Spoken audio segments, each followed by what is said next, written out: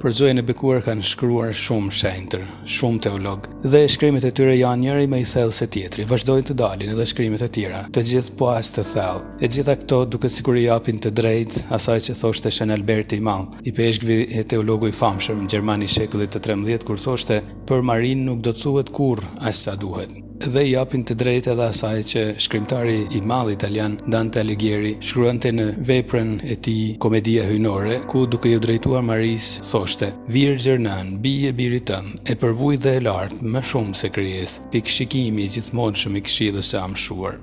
E përvujt dhe e lartë më shumë se krijesë. Patjetër që Maria ka qenë dhe është gjithmonë një krijesë, por Dante nuk dinte si ta thoshte më bukur se është krijesa më e lartë ndër të gjitha krijesat e tjera. Por të gjitha këto fjalë të bukura, të thella, të jashtëzakonshme, e kanë rrënjën e tyre në dashurinë e thellë që hyi i rezervoi kësaj krijese, Zoës së bekuar, kur i dërgoi një kryengjëll nga lumnia e Parizit për t'i thënë fjalë që nuk mund t'i thuheshin askujt deri në ato çaste. Të falem o hir plote.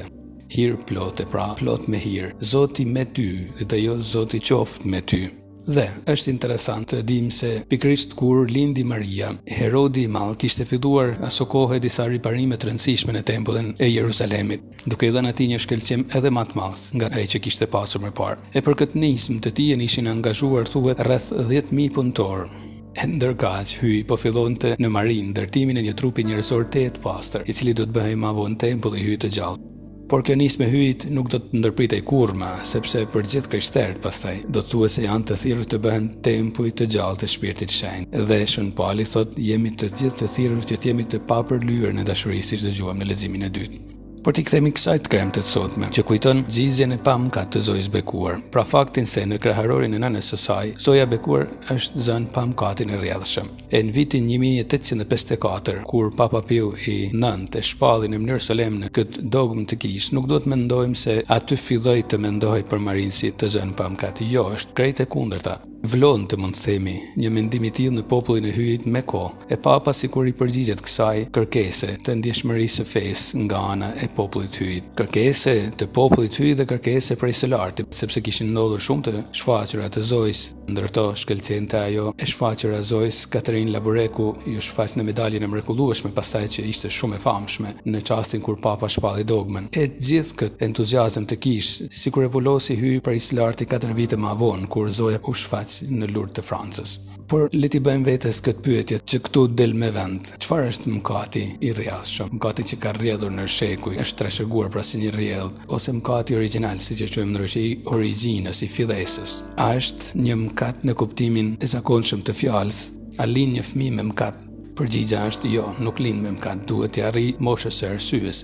Lindim me një farë mungese të familjaritetit me hyjin, mungese të hirit shenjtrues, si quhet në gjuhën e teologëve. Nuk jemi më si të shtëpisë me hyjin, sikurse do të ishim, sikur të mos e kishim mëkatin e rrjedhshëm. Mjafton të shohim shumë shpejt atë që thuhet në leximin e parë, ku menjëherë pas mëkatit fillon skena që dëgjuam ne, ku Zoti kërkon Adamin dhe i thot ku je. Adami ishte fshehur, i thot dëgjova zërin tënd në kopsht e u tremba sepse jam lakurisë u fsheha.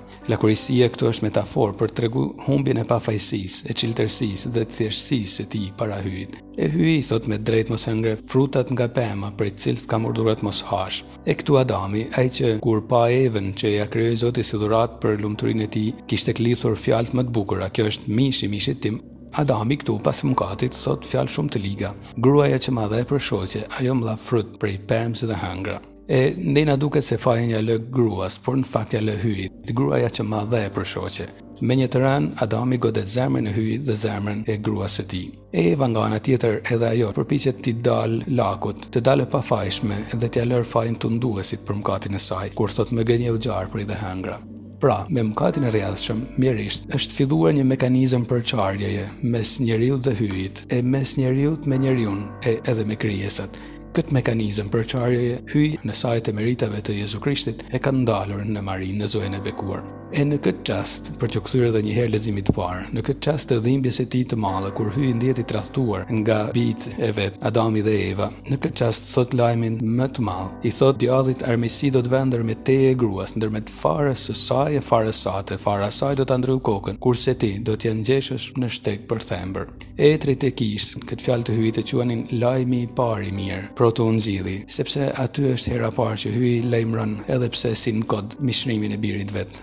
Dhe ajo fjalë armiqësi do të vënë ndër me te e gruas, duket sikur konkretizohet në madhështinë e Marisë, në thellësinë e shenjtërisë së saj, sepse nuk arriti ta shtynte asnjëherë në mëkat. Prandaj Zoja paraqitet edhe me gjarprin poshtë këmbëve, kur përshkruhet nga ikonografia e krishterë. Patjetër jo në sajt meritave të saj, në sajt meritave të Jezu Krishtit, por Jezu Krishtin e të ka shfaqur gjithë madhështinë e shëlbimit që na ka sjellë. E prandaj i kthehemi këtu tani fjalëve të kryengjëllit Gabriel që i thot hir plote, sepse e ruajti nga çdo lloj mungese familiariteti me hyin, këtë vash të ëmbël, të kristal para Zotit, e cila kur dëgjon këto fjalë hir plote, Zoti me ty shqetësohet. Thot ungjilli kjo fjalë shqetësoi Marit dhe zurit mendoj çdo të thotë kjo përshëndetje. E kryengjëlli me fjalë shumë të thella që nuk është rasti këtu ti shtjellojmë të gjitha, ja shpjegon pak nga pak domethënien e thirrjes që po i bënte që të bëhej nëna e birit hyjit. E Maria thjesht në fund përgjigjet, duke e kuptuar se tashmë është vullnesa e Zotit, një kërkesë e tillë. Përgjigjet, unë jam shërbëtorja e Zotit, më ndodh siç the ti.